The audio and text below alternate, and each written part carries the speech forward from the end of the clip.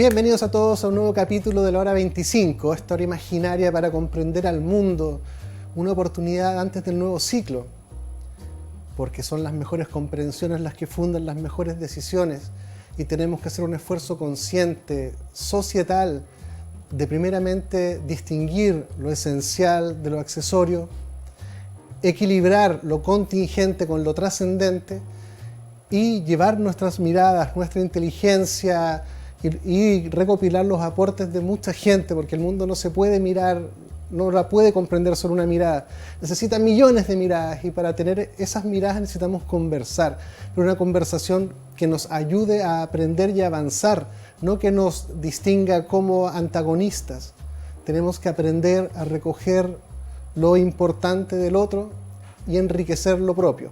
Y para poder, una tremenda temática sobre geopolítica, el nuevo orden mundial y todo lo que está trenzado por ahí, tenemos de invitado a Alejandro Barros. Bienvenido, Alejandro.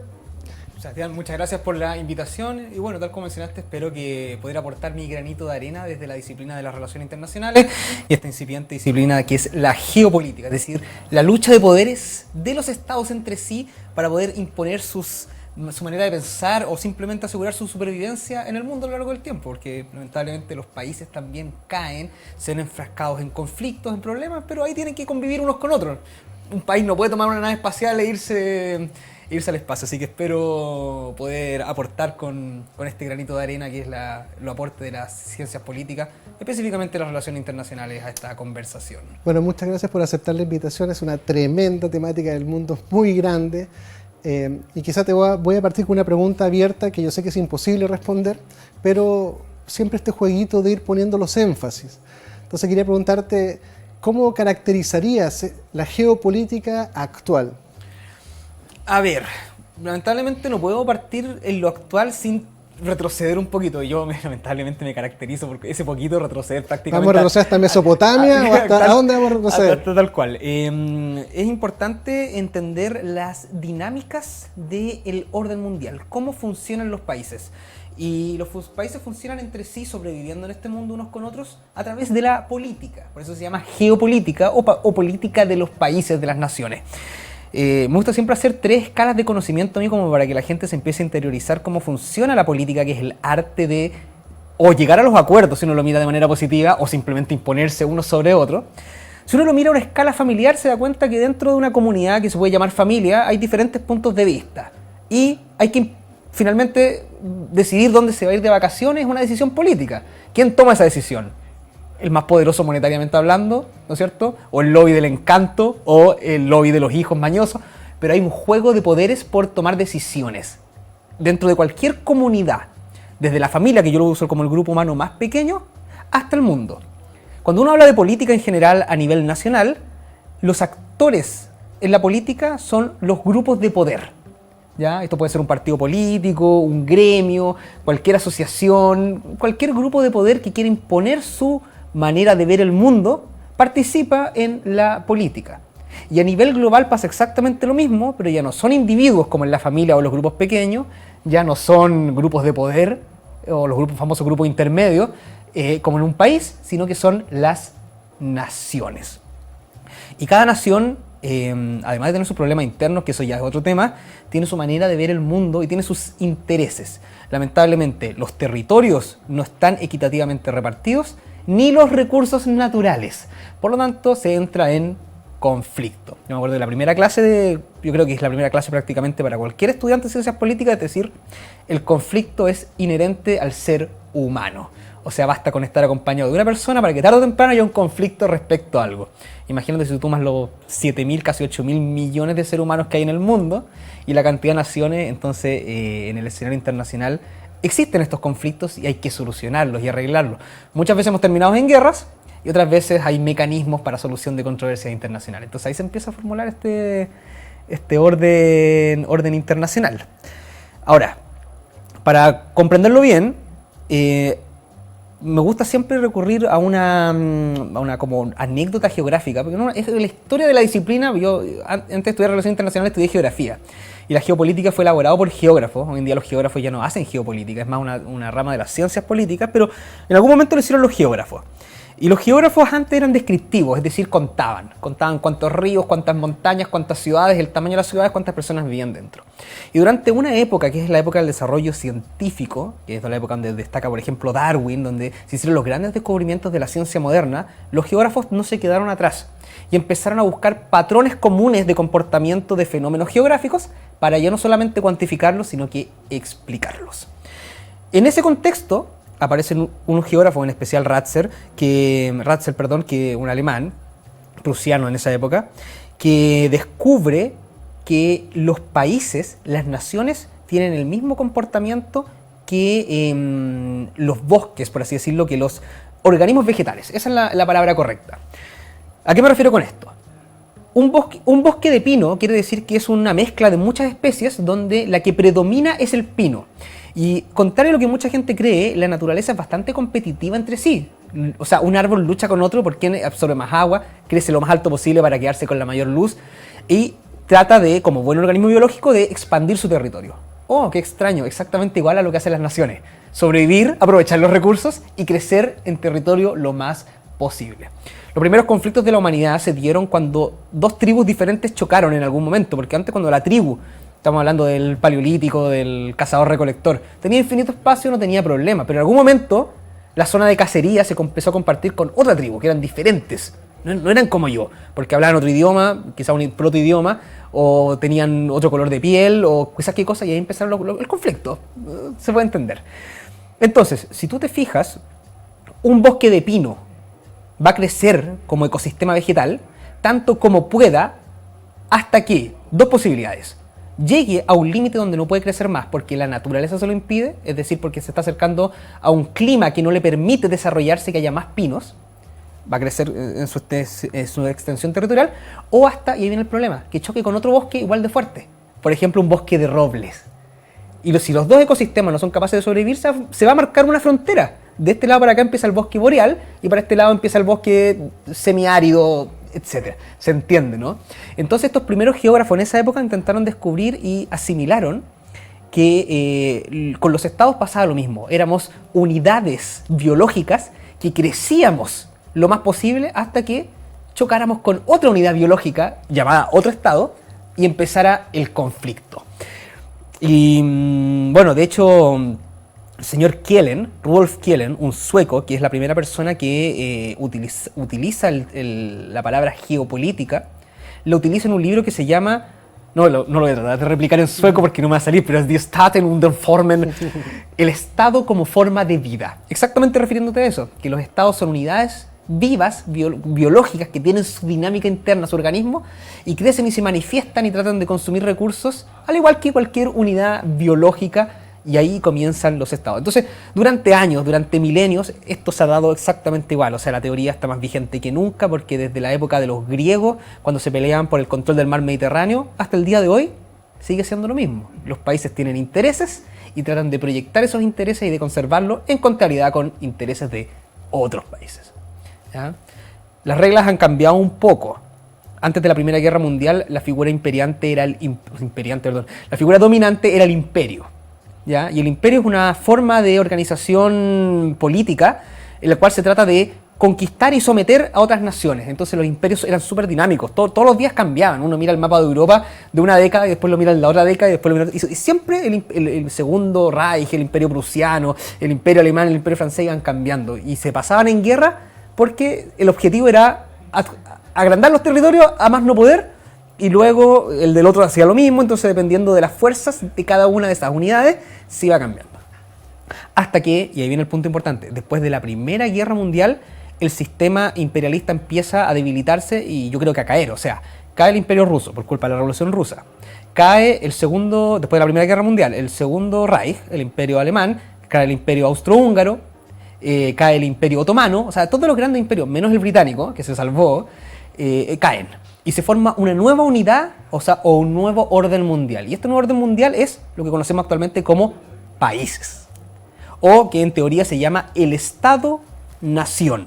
El Estado-Nación es una idea que es bastante inteligente pero muy mal llevada a cabo, que es decirle, cada nación... Recordemos que el tema de nación estuvo muy vigente y se instaló en el debate constituyente con la plurinacionalidad. ¿Qué es una nación? Una nación es un grupo humano con características similares, culturalmente similares. Normalmente se refiere a religión, es decir, tus creencias y tu lenguaje, que tienen todo eso en común. Por lo tanto, pueden vivir y desarrollarse en sociedad libremente. Y otro grupo humano es otra nación. Entonces, para evitar conflictos, después de la Primera Guerra Mundial, la creación de la Liga de las Naciones y muchos otros elementos, como los 14 puntos del presidente Wilson, que en ese momento se escribieron para hacer un nuevo orden, o sea, una nueva manera que el mundo conviviera con todas sus diferencias, sacando el imperio de la ecuación. Ya terminaron después de eso, se empiezan a caer una a otra todas las colonias que había en el mundo que son parte del imperio. Recuerda que imperio es un reino que somete a otros. Ahora no, ahora cada nación va a tener su propio país y se instala más que nunca el tema de la frontera. Hoy en día prácticamente digo, porque por ejemplo el caso de Ucrania viene a romper la regla en general. Pero en general no hay muchas guerras por control territorial y por fronteras, porque las fronteras se delimitaron supuestamente bien, porque por ejemplo en el caso de África se delimitaron para evitar problemas con una regla y un lápiz en un mapa, una persona que no tenía idea cómo eran los problemas locales, generando más problemas locales. Pero como te digo, muy mal implementado, pero la lógica era buena. La lógica era un país para cada nación. Y así cada nación tenía el principio de autodeterminación de los pueblos, cada nación podía hacer lo que quisiera dentro de su ambiente y se acababan las luchas entre naciones. Suena bonito, ¿no? Suena razonable en el papel. Suena razonable, obviamente, como te digo, fue muy mal llevado a cabo, sobre todo porque esto fue una creación de laboratorio de los países dominantes y vencedores de la Primera Guerra Mundial, cuando se fueron, por ejemplo, cuando desmantelaron el Imperio Otomano, todos los problemas que pasan hoy en día en Irak, en Siria, fueron porque en ese momento las colonias dominantes, que eran los países dominantes, que eran Francia y el Reino Unido, se fueron y dibujaron con regla los países. Entonces, obviamente, quedaron gente afuera que debió haber pertenecido al otro y quedaron divididos o quedaron conviviendo juntos unas personas que no tenían cómo convivir juntos y se armó todo. Todos los problemas actuales se dan por eso. ¿Ya? Entonces, ese es el primer paso que tiene que entender, que hoy en día el mundo funciona en base a países. Y los países son esta construcción, o yo siempre lo digo, la manera en que el ser humano eligió para habitar y vivir en la Tierra, en países. Nos vamos a juntar con nuestros iguales en un territorio, lo vamos a defender y vamos a convivir con nuestras reglas que nosotros nos impongamos a través del imperio de la ley, que nosotros lo imponemos, del desarrollo social, etc. Ya son problemas de política interna, pero la idea era esa. Entonces el mundo está lleno de países, lo cual no está exento de problemas entre países, pero la idea era esa. ¿Sí? Como que ese primer dibujo es el que está hoy día como dato de la causa, por decirlo de alguna forma. A ver, voy a rescatar algunas cositas que dijiste. Primero, el comportamiento como arbóreo que decías tú de los seres humanos, que tienden a expandirse y los límites que se imponen responden a distintas circunstancias. Una cosa que a mí me hizo como, me asombró un poco, fue como constatar en los periodos que tú decías como de recolectores, cazadores, hubieron momentos en la historia de la humanidad en los cuales una persona podía vivir y morir y conocer 12 seres humanos en toda su vida, claro, que eran los de su tribu. Luego de eso crecían un poco en la medida de la natalidad, de las enfermedades, de los temas climáticos particulares y los temas geográficos de alimentación. El tener que ir siguiendo las fuentes de comida, como por ejemplo las ovejas que iban para allá, hacía que se encontraran pueblos. De ahí podían colaborar, competir, destruirse o cada uno seguir para su lado e ignorarse. Y ahí donde pasaba que una persona que había visto 10 personas en su vida pasaba a ver 30. Y hoy día nosotros vemos millones de personas todo el tiempo por todos lados. Entonces las magnitudes han ido complejizando mucho. Y también importante este tema como de la dominación. Claro, estos podían crecer libremente hasta que las condiciones les ponían las restricciones o hasta que llegaba otro pueblo y los arrasaba o los sometía o mataba a los hombres y se quedaba con los niños y las mujeres. Pasaban todas estas formas de dominación que usualmente terminan alojadas en esta cultura como patriarcal, pastoral patriarcal, porque de ahí viene estas personas que andaban con las ovejas no eran unas personas tan como en la naturaleza. De ahí viene todo el tema de la dominación y de la propiedad, y ahí empiezan a chocar las cosas.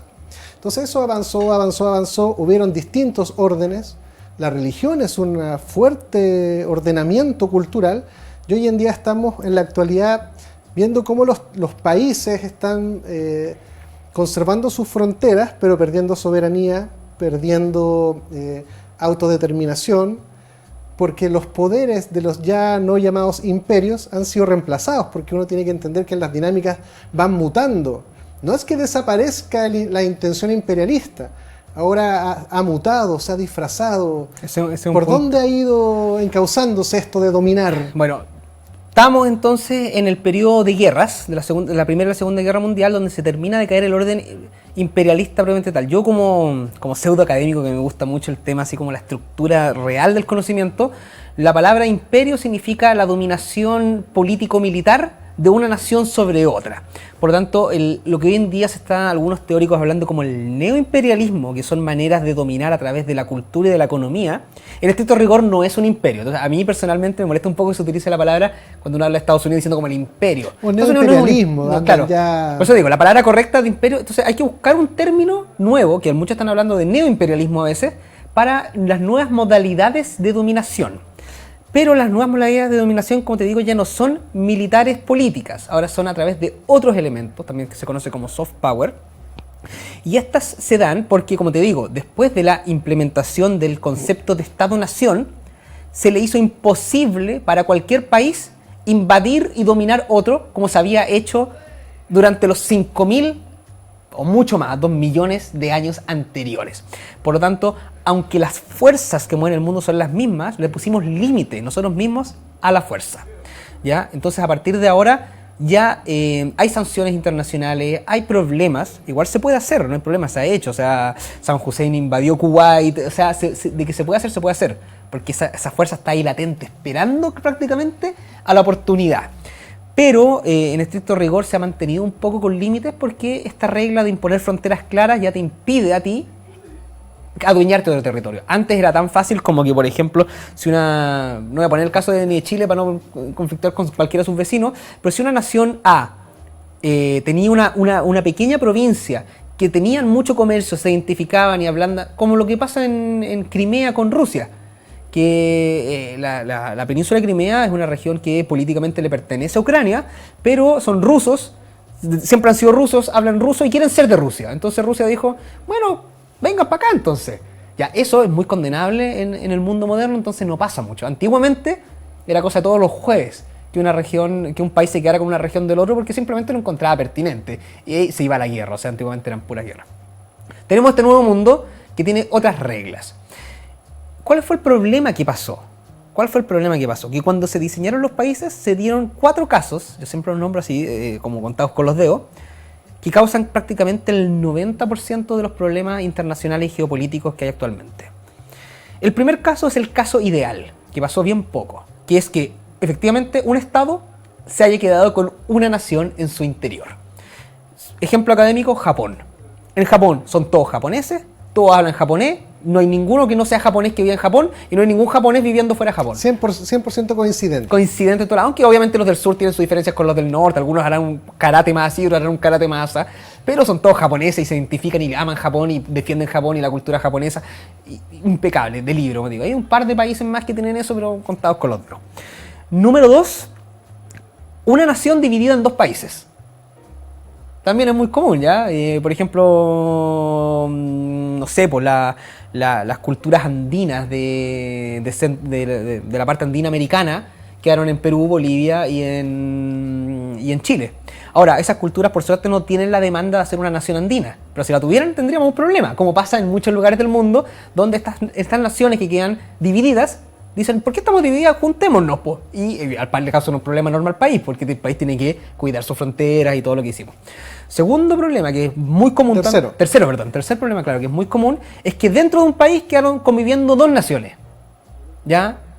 Muchos dicen que es lo que pasa en Chile, no es tan evidente porque Chile tiene el problema de que tener muchas naciones, pero en comparación con otros casos que hay en el extranjero, donde de verdad se matan todos los días, hay guerras civiles brutales por la independencia, porque no se aguantan unos con otros.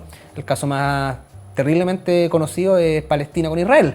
O sea, no pueden convivir juntos y se están ahí matando todos los días porque, imagínate, bueno, que dos naciones que son irreconciliablemente no amigas queden viviendo dentro de un solo territorio. Causa de muchos conflictos. Y la tercera opción es la que... cuarta. Perdón, Voy desfasado en uno. Y la cuarta opción es que una nación quede sin país. ¿Ya? El caso de los gitanos, el caso de Israel hasta hace 100 años atrás, que no tenían país, estaban sueltos, una diáspora por el mundo, y el caso que aún existe de los kurdos. ¿Ya? Lo que debió haber sido un país kurdo, el Kurdistán, quedó repartido entre Siria, Irak y una parte de Turquía. ¿Ya? Y ninguno de esos tres países quiere cederlo, porque no, pues, ¿cachai? Y entonces los kurdos son un pueblo suelto que vaga por ahí, que no tiene país y que es medio difícil. Aunque hoy en día existe una zona de independencia dentro de Irak, que es el Irak kurdo, que tienen algunas libertades y alguna cosa, pero aún así no tienen su país que reúna todo lo que a ellos les corresponde. Turquía, por ejemplo, es muy enemigo al pueblo kurdo porque no está dispuesto a soltar el territorio que les corresponde. Y hasta el día de hoy, pues, todos los problemas internacionales que se dan por culpa de eso. Y si seguimos avanzando en el mundo, como te digo, se da un principio que igual es importante, que es el principio de dependencia de las naciones. Este principio complica aún más las cosas en el sentido de que, como te digo, los recursos naturales no están equitativamente repartidos en el mundo. Un punto para ir construyendo. Estos cuatro fenómenos o posibles escenarios que se dan, finalmente termina caracterizando el primer orden, por decirlo, el orden prevalecente actualmente, Sí. Que es decir, Estado-Nación. Eso pudo generar cuatro combinatorias y hoy en día andan deambulando por ahí sus dinámicas internas, extraterritoriales y todo. Y asumo que queremos avanzar listo, dibujado el mapa, ahora se empieza a complejizar por distintas razones, como por el acceso a los recursos, y la globalización, que también lo vamos a hablar. Y la globalización, porque una cosa es que podamos ponernos de acuerdo en compartir o negociar los recursos, y otra cosa es que yo diga, uy, casualmente mis recursos están en tu nación, así que ahí entramos en otros haceres. Claro, exactamente. Entonces, como te digo, estos problemas que se vienen dando desde la instalación del Estado-Nación, hoy en día se complejizan mucho más debido a la globalización, sobre todo al comercio internacional y a las dinámicas de los países. Como te digo, este principio de que cada país de dependencia dice una cosa súper simple. En general, ningún país es capaz de sobrevivir por sí solo en ningún ámbito. En ningún ámbito. Yo acá me voy a poner político, pero siempre digo que un gobierno comunista del comunismo real es inviable hoy en día, no porque su visión política esté incorrecta, sino que no existe la Rusia, la Unión Soviética, que te provea combustible y misiles, como si lo existía durante la Guerra Fría. ¿Cachai? Si no tienes eso, no puedes construir un país, o puedes, pero se va a dar el caso de Cuba o el caso de Corea, que son países completamente aislados, solos y sin prosperidad, porque no tienen aliados. Claro, igual es curioso lo que tú señalas, porque yo también lo comparto, obviamente por muchas otras razones también, pero tú señalas una troncal. Pero también uno empieza a mirar por la derecha, y uno, por ejemplo, entra por la derecha y dice la libertad. Pero uno empieza a decir, ya, pero es que libertad tampoco es tan posible hoy en día, justamente por la globalización. O sea, ya ningún país puede ser libre completamente. Sí, la libertad es una gran vendida pomada, la verdad. Como te digo, las tensiones internacionales, los favores que se deben, la soberanía, las presiones internacionales, la soberanía son tan grandes que esa cuestión de alegar por la libertad a un país libre es como medio idealista. Hasta el momento hemos ido avanzando y describimos un ordenamiento donde uno asumiría, por lo menos conceptualmente, que hay una coincidencia entre territorio, nación, Estado, soberanía e intereses. Y uno asumiría que cada país, Estado, vela por sus propios intereses. Sí. Lo cual uno empieza a decir, bueno, ¿y qué pasa con...? Hoy en día se habla mucho de los intereses transnacionales, donde se empiezan a desdibujar estos espacios coincidentes entre nación, Estado, además que ya con la inmigración se empiezan a romper muchas lógicas y uno puede prever que ya la pureza étnica, la pureza cultural, la pureza de raza está destinada a la mezcolanza, al mestizaje tarde o temprano. Eso que mencionas es súper interesante. Agradecería si lo podemos dejar por un poquito después. Porque tenemos que además justo en un spot. Sí, así que lo podemos dejar justo de entrada para seguir construyendo, porque vamos súper ordenados en caracterizando de dónde venimos. Así que quédense con nosotros un minutito y volvemos después de estos breves spots comerciales.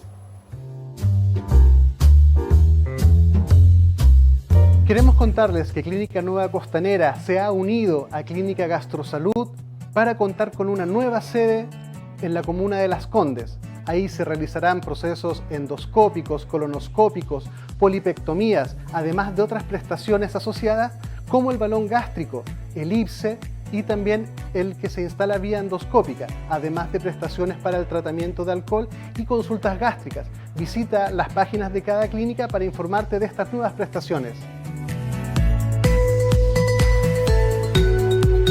En Centro Médico Manuel Montt contamos con una amplia gama de prestaciones médicas. Estamos ubicados en el corazón de Providencia, con un área gástrica de alta calidad para realizar endoscopías, colonoscopías, instalaciones de pellet antialcohol, instalación y retiros de balones gástricos, ingeribles y vía endoscópica. Revisa todas nuestras prestaciones en www.cmmm.cl.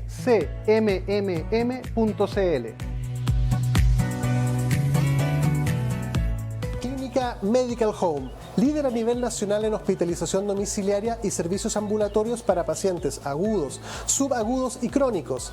Clínica Medical Home entrega a su disposición experiencia y trayectoria en salud a través de servicios especialmente pensados en las necesidades de cada persona, adaptando el concepto de comodidad a sus instalaciones y residencia mediante altos estándares de calidad.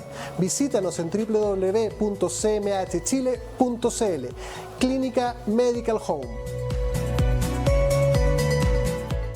En Clínica Nueva Costanera trabajamos día a día por tu salud y la de los tuyos.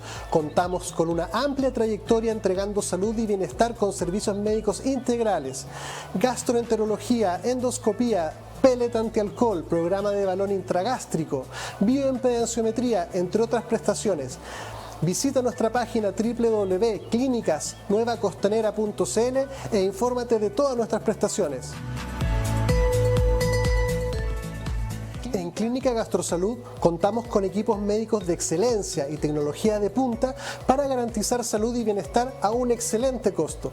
Contamos con servicios médicos integrales especializados en tratamientos gástricos y programas completos para la obesidad.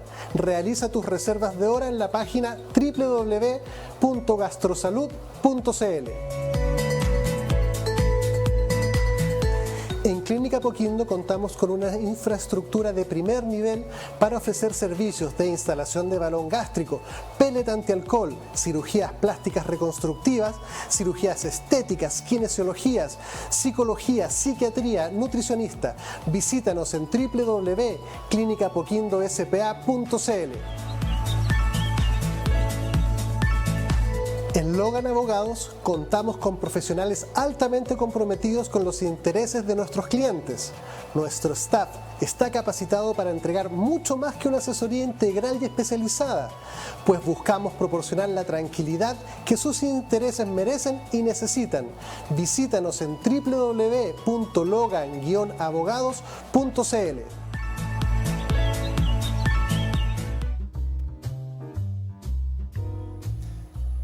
Bienvenidos de vuelta. Estamos con Alejandro Barros construyendo los cimientos comprensivos para poder entrar a caracterizar y comprender en mayor medida lo que es la geopolítica, las tensiones y sobre todo las dinámicas.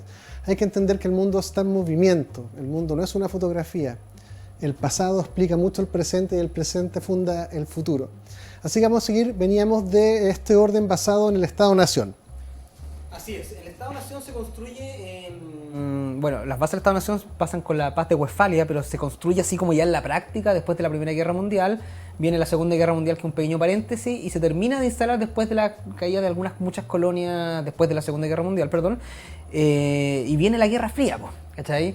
Y en la Guerra Fría se nota mucho el principio que decía yo, que ningún país es capaz de sobrevivir por sí solo, sino que necesita sí o sí pertenecer a un conglomerado, a un grupo. Y normalmente, siempre se ha dado, no digo que no pueda ocurrir diferente, pero hasta ahora siempre se ha dado, que ese grupo está dominado por una superpotencia. ¿Qué se entiende por superpotencia? Lo podemos explicar después. Uno tiene que ver con el nivel económico, que otros dicen que son países que manejan armas nucleares y un potencial bélico ya un poco superior a los países pequeños, etc. Pero en general siempre los bloques han estado y las regiones han estado manejados por alguna potencia. Entonces se pasa de un mundo imperialista a un mundo bipolar, que se llama. Y en el mundo bipolar había dos grandes potencias, como todos saben, yo creo que no tengo que gastar tiempo en esto, dos grandes potencias, cada una implementando una política exterior basada en una ideología, que eso es una cuestión nunca antes vista. ¿Pero qué políticas? Es bueno que o sea, ¿qué superpotencia te estás refiriendo? A la Unión Soviética, por un lado, con la política de implementar un mundo comunista, marxista, tal como ellos así de la izquierda dura como ellos lo manejan, y el mundo occidental neoliberal, obviamente gobernado por Estados Unidos. Como te digo, nunca antes se había visto, y yo creo que no se va a volver a ver, una política internacional basada en ideales o manejos económicos. Normalmente los intereses son de otro estilo, son intereses imperialistas, pero en esa época se dio un paréntesis extraño de que los países trataban de dominar y conquistar a través de la implementación de un modelo de producción económica, una cosa bastante extraña, pero que se dio. Entonces, lamentablemente, si tú querías tener mediano éxito como país y no querías que las superpotencias te estuvieran pinchando así todo el día, tenías que meterte a uno de estos dos bandos. Existían los países no alineados. Sí, pero les costaba un poco más sobrevivir y además tenían la presión de las superpotencias que necesitaban, porque ya no era una opción que tu bosque creciera, sino que si no crecía, el otro iba a crecer. Por lo tanto, o yo hacía que este país del tercer mundo perteneciera a mi bloque, o el otro país iba a hacer exactamente lo mismo y lo iba a perder yo. Entonces hubo esta carrera por comerse y adueñarse de los países, como sea, y obviamente en Chile lo vivimos, para que pertenecieran sí o sí a uno de los dos bandos de la Guerra Fría. Era inevitable meterse en esa pugna, inevitable, o sea, todos los países pasaron por lo mismo. No creo que el caso de Chile es impactante, pero el problema con Afganistán, la guerra de Rusia con Afganistán, la invasión y muchos otros casos, la guerra de Corea también, que fueron bastante más evidentes la intervención extranjera para poder alinear a los países de uno de estos dos bloques. Cae la Unión Soviética, Francis Fukuyama, que es un gran pensador, dice el fin de los tiempos. O sea, se acabaron todos los grandes relatos, como digo yo, ideológicos en base a pensamiento económico, o sea, con qué ideología tienen que sobrevivir el mundo. Por lo tanto, el neoliberalismo ganó y ahora todo el mundo va a ser neoliberalista. Estados Unidos se lo tomó muy en serio y trató de llevar el neoliberalismo y la democracia a muchos países del mundo. Grave error porque no lo logró, pero la intención estaba. Y nuevo orden mundial, ¿ya? Se seguía con el Estado-Nación, o sea, ningún país invadía a otro para conquistarlo, pero ahora la idea era imponer tu sistema económico en el mundo, ¿ya? Y eso se implementó primero con la Guerra Fría y ahora después con el mundo unipolar. Intereses económicos. ¿Qué dijiste? Dijiste intereses de esta guerra como primeramente por lo económico. Y hoy en día...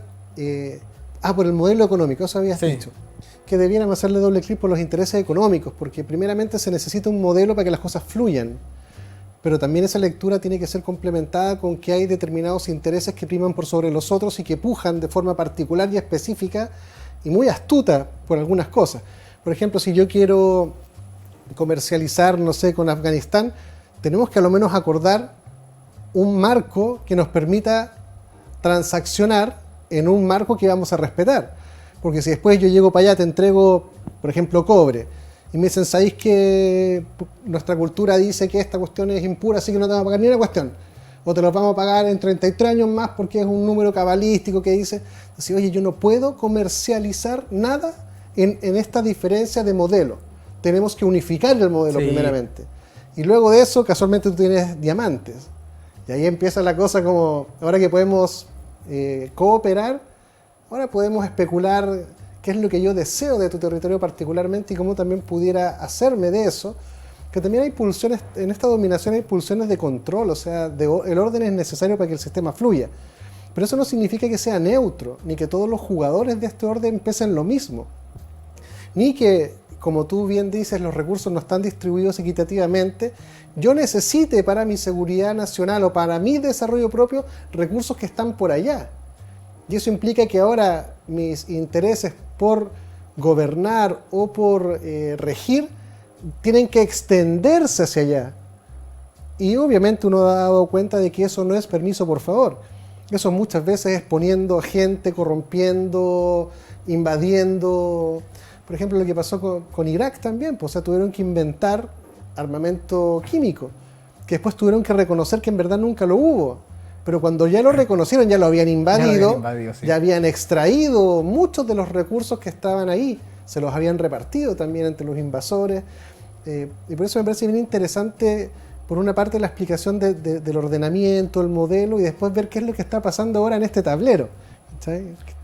Sí, es interesante el tema porque, claro, o sea, los países tienen intereses, eh, intereses de seguridad, que eso es una cosa, e intereses económicos. No, a mí no me... Y no cómo me- eso se ha terminado vendiendo como lo mismo, o sea, como que por mi interés nacional, que requiere asegurar la cantidad de energía, por ejemplo, o de materiales para que mi proyecto de seguridad sea materializado, necesito mucha cantidad de eso que tú tienes. Sí, pues.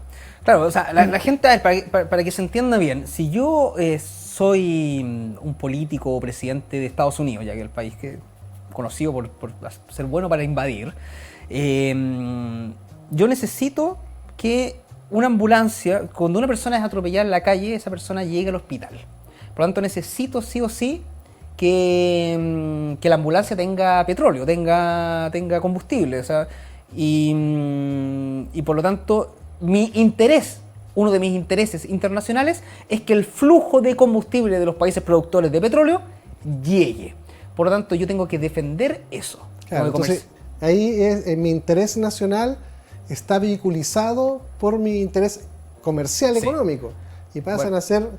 Ahora que el petróleo pasó un poco de moda, porque estuvo muy de moda durante la guerra y la invasión de Irak, ahora lo que está de moda es el gas, que pasa exactamente lo mismo. En Europa, sobre todo en Alemania, el invierno es muy crudo, o sea, es crudísimo, 20 grados bajo cero. Y Europa siempre ha utilizado para sobrevivir gas proveniente de Rusia, ¿ya? Entonces, Europa de verdad se las vio muy difícil, sobre todo Alemania. Alemania fue el país más reacio a tomar cualquier tipo de sanción o ponerle cualquier impedimento o cortar cualquier tipo de relación con Rusia. No porque esté bien, no porque esté mal, no porque sea incorrecto, sino porque ellos eran altamente dependientes del gas ruso. De hecho, se estaba construyendo un gasoducto, claro, el Nord Stream 2, que es específico para llevar, y se habían gastado no sé cuántos millones de dólares para llevar gas ahí a Berlín y que la gente abriera la llave y saliera agua calentita. Y ahora están preocupadísimos que están entrando el invierno y se van, como te digo, y lo mismo con la calefacción, que la calefacción también requiere combustible porque sí, hay que mantenerla prendida. Entonces, claro, ellos necesitaban sí o sí defender sus intereses extranacionales. Cuando digo, ya no eran guerras para conquistar el territorio del enemigo, ahora son los recursos que yo necesito para que mi nación sea próspera. ¿Ya? Yo necesito que mi nación sea próspera, la gente no tenga frío, la gente no tenga hambre, la gente esté limpia con una ducha calentita y mis encuestas suban también y todo funcione dentro de mi sistema país. Es interesante porque evolucionó históricamente de las necesidades más locales y que es necesario que yo mantenga el equilibrio aquí adentro, a decir, ahora necesito que todo esto que está entrelazado opere como reloj. Ya este de allá ya no puede entrar en una crisis política. Por ejemplo, Argentina nos vendía gas. Uno empezaba a decir, chuta, se está desestabilizando Argentina, los políticos están, esto, lo otro, así. Chuta, yo ya no puedo quedar impávido y decir, bueno, yo no me meto en eso, porque eso tiene que ver con su soberanía. Porque ahora si ya queda la escoba, me rebota a mí, entonces ya tu interés soberano, tu orden y tu modelo, ahora me afecta directamente. A mí, entonces yo ya no soy un neutro, lo que te pasa. Bueno, ya, ahí está el punto importante, porque como yo te dije, en cada grupo de sociedades, o sea, como digo, cada sociedad necesita un dependiente, entonces se forman estas alianzas o grupos, defendidos siempre por una superpotencia. Superpotencia que tiene que hacer la labor de padre y de policía de los países chicos. O sea, recuerden que Estados Unidos estuvo metido en la reforma agraria de Chile de los años 60, porque tenía que cuidar a Chile y no podía permitir que Chile tuviera una revolución marxista por ningún motivo, entonces soltó Lucas. Eran sus intereses, no podía dejar que Rusia empezara a comerse el territorio de América, que lo hizo igual. Pero Estados Unidos tenía que defender sus países aliados, o sea, como digo, tal como un buen padre poderoso necesita, cuando un país se dice, oye, ¿sabes que yo voy a ser tu aliado, te voy a comprar armamento, vamos a hacer ejercicio juntos, vamos a ser amigos? La potencia se tiene que poner, tiene que demostrar su rol de potencia para así cuidar lo que llaman su bloque o su área de influencia, la famosa área de influencia cuando dicen se están metiendo en el área de influencia de Estados Unidos. Geográficamente hablando, toda América por naturaleza, por una obviedad más grande, es el área de influencia de Estados Unidos. Entonces a Estados Unidos le molesta mucho que haya países americanos que vayan en contra de esa naturaleza. Ahora, ¿por qué somos casi por descarte socios naturales de Estados Unidos? Por dos razones. Número uno, porque prácticamente somos iguales.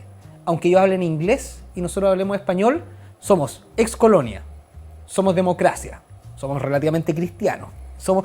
Tenemos todo en común, la verdad. La única diferencia es que ellos son anglosajones y nosotros, que es una diferencia, pero una diferencia bastante pequeña en diferencia si uno compara, no sé, pues Nepal con Chile, no hay nada que nos una, no tenemos nada, realmente se nota la diferencia en las naciones.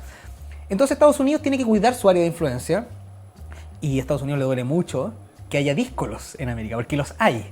¿Ya? Ahora, ser díscolo es complicado igual, porque como te digo, cada país necesita tener aliados poderosos que le suministren, que le hagan este rol de padre y lo ayuden.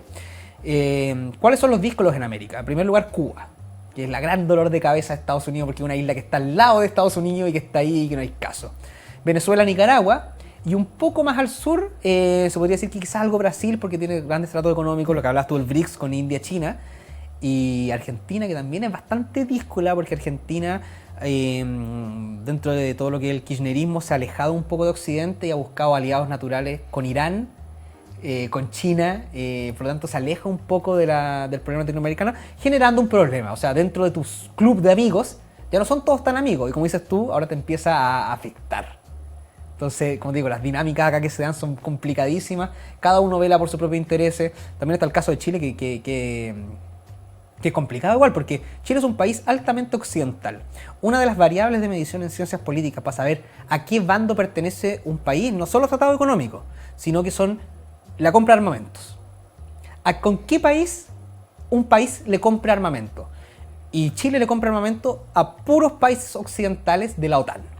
Chile tiene, de hecho, doctrina OTAN. En jerga militar, la doctrina son todos los procedimientos que tiene que hacer una fuerza militar. Desde bajar de un helicóptero hasta los códigos con las manos y, sobre todo, la munición que usan. O sea, Chile usa calibres que usa la OTAN. Eso quiere decir que si nosotros vamos a la guerra con Estados Unidos, una tropa chilena puede pelear al lado de una norteamericana y se pueden pasar las balas.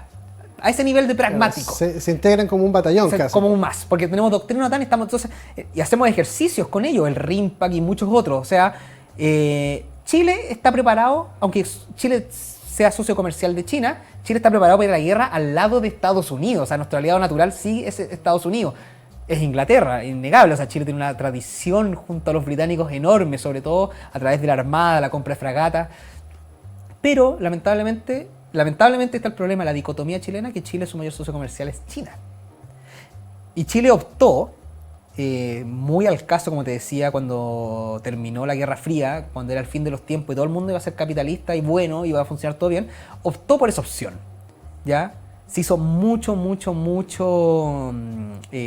hincapié, énfasis en abrirse hacia los mercados del Asia-Pacífico y sobre todo hacia China.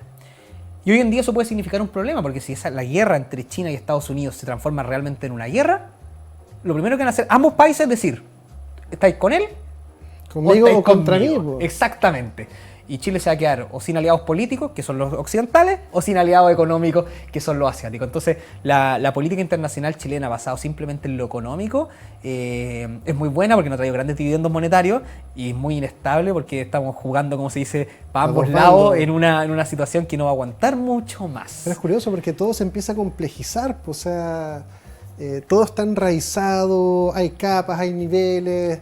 Uno diría, por ejemplo, el conflicto de Rusia con Ucrania, donde de alguna forma se representa Occidente con Oriente un poquitito, donde uno intuye que los chinos están más alineados con los rusos y que obviamente la OTAN está más en el lado occidental. El presidente Boric pareciera ser más globalista en ese sentido, de estar más llamando a Zelensky, que le ofreció hasta tropas, obviamente, pero obviamente es como un campo minado, porque mientras más no le puede servir a dos amos. Una vez un boliviano me decía, mira, vayan a encontrar animales con 4 patas, 8 ojos, pero nunca con 2 cabezas. Eso en el reino animal no va a funcionar, 2 cabezas. Y aquí no podías servirle a Estados Unidos y servir a China. Ahora, mientras haya cierta aparente colaboración, se permitiría esto, pero en caso de algo más álgido o urgente, el llamado va a ser, señor, Estados Unidos entró en guerra con China, usted le provee cobre a China, con ese cobre hay armamento, así que usted le estaría vendiendo al enemigo, así que usted ya no le vende más, me lo vende a mí, o me lo pasa. Sería, bueno, si uno dice, bueno, como los rusos, el gas que no le están vendiendo a Europa, lo están vendiendo por otros lados. Eso es como el happy problem, pues, listo, y además que aprovecháis de renegociar una tarifa más alta, pero de alguna forma te va poniendo inevitablemente en un lugar donde ya no vas a poder quedar neutral ni impávido y todo te va a doler, pase lo que pase. Sí. Bueno, ahí es el problema de la vida misma, o sea, un problema tras otro y nunca vas a encontrar una fórmula para salir adelante. O sea, es un constante resolver de problemas. Entonces es ahí que los países, defendiendo sus intereses, yo siempre he dicho, y esto es una frase súper importante que normalmente es malentendida porque hay un prejuicio acerca del lenguaje que es bastante malo, que es que los países no tienen ideales, los países tienen intereses. Y la gente dice, pero ¿cómo? Porque normalmente se relaciona la palabra interés con algo egoísta y malo. Y no, o sea, un interés puede ser lo más noble del mundo, pero el término es intereses y no ideales. Los países no se gobiernan con ideales, se gobiernan con intereses. Y Chile tiene intereses, ¿ya? Tiene objetivos nacionales permanentes, la conservación de la soberanía nacional, el bienestar de su pueblo, son puras cosas buenas. El bienestar de cada una de sus naciones, el desarrollo económico, la conservación de los derechos humanos para cada uno de sus habitantes. Bueno, pero ahora sale a defender eso, pues, al mundo, un mundo que no está ni ahí con tus intereses, que es un país pequeño, y tú tenés que a través de jugadas diplomáticas, jugadas bélicas, jugadas económicas, desenvolverte en este mundo surcándolo, esquivándolo, los obstáculos. Lleno de tiburones. Claro, pues ahí tenés que moverte para acá y para allá, entonces hay países que son muy hábiles para hacer todo esto. Que dejan de ser países chicos, puede ser el caso de Suiza o el caso de Israel, son países que son más chicos territorialmente, con menos población, pero que están en las altas ligas porque saben moverse. Hay otros países que pueden ser incluso más grandes que seguimos acá jugando un juego de que un poco nos palmetean, como que ya ándate para allá, no, sabéis que ándate mejor para este otro lado y uno tiene que obedecer nomás, pues como digo, cómo funcionan los intereses nacionales. Bueno, siguiendo con la lógica del funcionamiento del orden mundial, este sistema de países que se acababa de formar, que pasó por la Guerra Fría, un sistema bipolar y ahora unipolar, luego de las Torres Gemelas empezó el mundo multipolar, donde ya ahora hay varias microregiones. ¿Ya? Está el mundo occidental, y el mundo occidental es ciertos países del Asia Pacífica, Nueva Zelanda, Australia, Japón, Corea del Norte, quizás Malasia, Singapur, América entera y Europa. Es el mundo occidental, lo que se considera el mundo occidental. ¿Ya? Está el mundo asiático japonés, que es diferente, está el mundo ruso, eslavo. Entonces, ahora ya hay muchos mundos. El mundo árabe, ¿ya? El mundo árabe que tiene una dinámica de funcionamiento, o el mundo musulmán también decirlo, que es más grande que el mundo árabe, que tiene una dinámica de funcionamiento completamente diferente. Entonces, después de que Estados Unidos perdió y fracasó en su llevada de la democracia y de los valores occidentales y la economía occidental a todo el mundo, porque falló drásticamente, o sea, tuvieron 20 años en Afganistán tratando de imponer un sistema democrático, justo, todos los valores que a nosotros nos gustan. O sea, se fueron, duró un día que se fueron y los talibanes tomaron el poder. O sea, le estaban disparando para que se fueran los últimos, sí, estaban sí, casi o sea, con 20 años, miles de millones de dólares guardados para que Afganistán fuera un país occidental, democrático, como te digo, con derechos humanos. Se fueron un día y cayeron en lo de siempre. Entonces, no, hay que reconocerlo directamente. Estados Unidos fracasó en su misión de llevar la democracia al resto del mundo. ¿Se acuerdas que en los años 2000, en la época de George Bush, era el eslogan de Estados Unidos, llevar la democracia al mundo? Claro, igual yo sospecho que dentro de las ganadas y las perdidas, seguramente comparto contigo que no ganaron la guerra cultural ahí. Volvieron para atrás, o sea, más que para atrás, porque no una regresión, volvieron a su cultura, al enraizado de su cultura, que no era bien vista por los democráticos. Pero yo intuyo que seguramente la parte de riquezas y de extracción de recursos ahí debe haber sido exitosa. Me imagino que pusieron mucha plata, pero como buenos capitalistas deben haber retirado mucha otra plata además. Sí, puede ser. La verdad que no manejo la cifra exacta de cómo fue el tema puntual en Afganistán. Pero si nosotros estamos hablando de lo que aboga Estados Unidos o los países europeos, los países occidentales, ya no es llegar a un país y poner la bandera, que será imperialismo clásico. O sea, claro, yo te conquisto, pongo mi bandera, son mis reglas. Los que en un escenario ideal, por ejemplo, volviendo al tema de Estados Unidos hubiese querido, es que Afganistán hubiera tenido su propio gobierno, se respetaran los derechos de los trabajadores para que no haya huelga, no haya problema, y comerciaran libremente con Occidente. ¿Ya? O sea, gobierna tu propio país, políticamente hablando puedes hacer lo que quieres, pero intégrate a nuestro mundo con nuestras reglas, ¿cachai? Y nuestras reglas incluyen el comercio exterior internacional globalista, claro que sí, pues. Entonces es lo que buscaban, que, bueno, lamentablemente te digo yo, fracasaron rotundamente, o sea... Sí, es interesante también cuando tú señalas de que la conquista históricamente venía más como por lo político-económico, donde habían imperios que permitían que la cultura propiamente del lugar conquistado siguiera igual. A veces permitían que conservaran sus dioses, sus creencias, sus religiones, mientras el sistema político fuera el mío y la transacción económica fluyera hacia acá. Muy al estilo del Algunos imperio... otros no permitían eso, o sea, tenías que someterte a mi religión, a mis creencias, a mi cultura, a mi moral, a todo. Por ejemplo, dentro de los imperios, de los que conquistaban férreamente, hay varios ejemplos. O sea, el más drástico por un lado era los hunos. Los hunos llegaban a una villa, mataban a todos, se llevaban las riquezas, se llevaban las mujeres, y ni una posibilidad de nada. Y por otro lado, uno de los imperios más prósperos y benevolentes, por así decirlo, aunque suene raro porque el cristianismo nos ha dejado no muy bien, fue el Imperio Romano.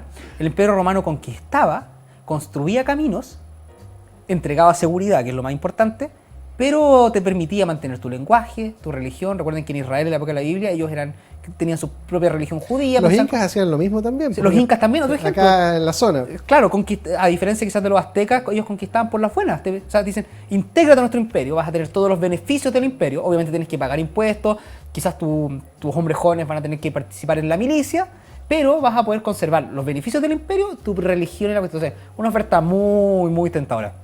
Los romanos igual. Y por otro lado, habían otras que, como digo, tú pasan y arrasaban y se llevaban todo y no permitían, pero absolutamente nada de diferencia. Oye, Alejandro, se nos está acabando el tiempo y antes que se me olvide, te quería hacer dos regalos. Un libro contra ídolo de Pablo Maluk, un poeta. Ya, perfecto, muchas gracias. Un regalo del programa. Y aprovechar de darte un minutito para que también la gente que le interesen estos temas sepan dónde buscarte, los programas que haces, participas de algunos podcasts ya de larga data, así que a esa cámara, dónde encontrarte, dónde buscar cosas. Perfecto, claro, yo participo en un podcast junto a mis amigos, que es un podcast misceláneo, se llama Tu Manfa Morir. Como les digo, los temas no son de esta índole, pero si quieren pasar un rato de distensión, pueden escuchar Tu Manfa Morir en Spotify. Pero además yo tengo un show propio que se llama Entre los Archivos, que es un podcast de audio en Spotify donde hay más de 30 capítulos de diferentes temáticas, donde hablo qué es el Estado, qué es la nación, cuáles son los principales conflictos, todo lo que hablamos acá, pero ya un poco más profundo, porque obviamente el tiempo está a mi favor. Y también ahora estoy lanzando, llevo recién 4 capítulos, el mismo contenido por YouTube.